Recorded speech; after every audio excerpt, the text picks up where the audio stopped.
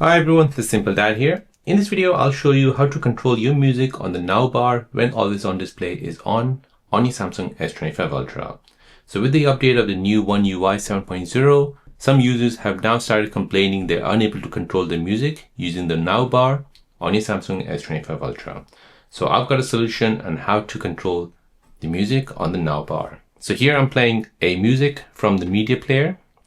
I'll go ahead and tap on home and this will appear in my notifications, as you can see.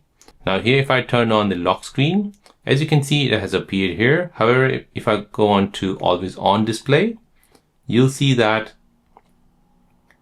I'm unable to control this music here. I'm trying to press on skip, or maybe I'm pressing the pause. It's not working. So in order to control this music on your always on display, you're gonna go ahead and double tap on it.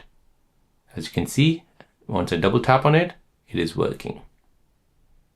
So the solution is to double tap on it, and this will allow you to control the music when it's on always on display. So there you go guys, that is how to control your music on the Now bar when always on display is on your Samsung S25 Ultra.